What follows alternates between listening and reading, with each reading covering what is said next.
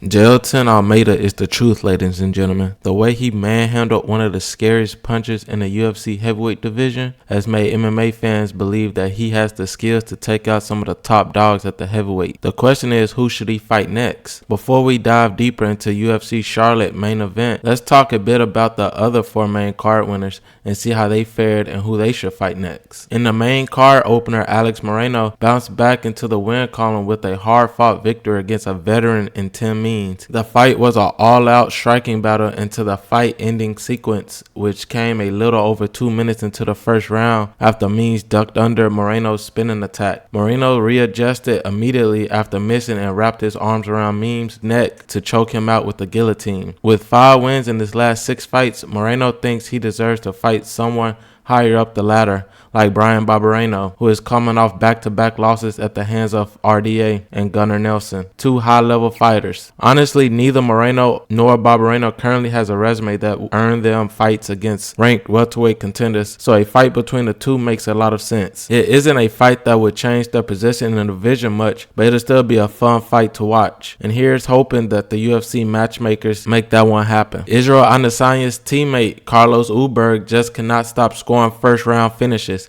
and this time around, an accomplished and experienced light heavyweight in Il Pateria was on the receiving end of his punches. Ulberg was patient and calculated in the early exchanges with Pateria and took his time to make reads on his range and speed. Once he got his timing right, the New Zealander hurt his foe with a clean left hook and dropped him before finishing the job with a few additional shots. The win improved Ulberg's current streak to 4 in a row, and he should be looking at someone in the light heavyweight top 15 next. Ulberg's potential is incredible, which makes me believe the UFC is going to give him another striker, like Khalid Roundtree or Ryan Spann, so he continues his impressive rise in the promotion. Being one of the close friends to the reigning UFC middleweight helps a great deal too, and that's pretty much why Ulberg has a lot of eyeballs on him. The stage is set for him to take over, and all he has to do is deliver. Ian Gary, you beauty. The hype is real. This kid has the potential to be the greatest fighter to come out of Ireland if he keeps winning, and in the same spectacular manner that he did against D-Rod. D-Rod was thought to be the toughest test of the 25-year-old's career, and he has passed it with flying colors. Many, including myself, expected it to be an all-out brawl between the two highly talented strikers, but Gary blew many of us out the water. The Irishman used his length, height, and reach to devastating effect, keeping Rodriguez on the end of his punches and body kicks for half a round to set up a perfectly timed head kick that dropped the Los Angeles native to the ground. Gary quickly followed him to the ground and kept adding insult to injury until the referee intervened and called the fight to hand the Irishman the biggest win of his career thus far. By Tuesday, we should expect Gary to enter the welterweight top 15, which means the competition will get tougher from here on. He is more than ready for any challenge the UFC put in front of him. So who should he fight next? Having starched the number 15 ranked Daniel Rodriguez, Gary should fight someone ranked a few places higher than D-Rod, like the number 11 ranked Neil Magny. The reason why I say Magny is because he loves taking on up-and-coming contenders, and he really never backs down from a challenge. Stylistically, he's also a very favorable matchup for Gary, who has a well-rounded skill set, which the Haitian sensation might struggle against. At 12-0 as a pro, the sky's the limit for Gary,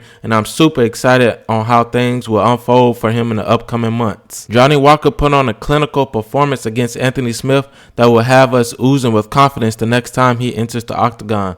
Both fighters displayed a great amount of respect for each other, staying at range and not going for anything overly aggressive to avoid waking up looking at the lights. Walker connected with a big right hand early in the first round, forcing Smith into survival mode. Their Americans somehow managed to survive and kept a safe distance from there on, and as the two pecked at each other for the majority of the first round and second rounds. Walker outpointed Smith with consistent leg kicks, although Smith found a few right hands as well. After a somewhat lackluster fight, Walker was declared the winner by unanimous decision. With that, he improves to 3 wins in a row. By Tuesday, the Brazilian will likely replace Smith at the number 5 spot in the light heavyweight ranking, which means he's one big win away from the potential title shot. But here's the tricky part. The light heavyweight top 4 currently consists of Yuri Prohaska, Magomed Ankalaev, and Jan Blachowicz. Yuri will likely face the champ in Jamal Hill next. Ankalaev and Jan have business to settle after their vacant title fight ended in a draw at UFC 282, so Walker will still be sitting around waiting for a fight with something ranked above him or put his 5th fight on the line against Nikita Karaev, who is also on the 3-fight winning run. Karaev would be a very tough fight for Walker, but we'll see what he does next. Honestly, there are no easy fights in the top of the MMA food chain,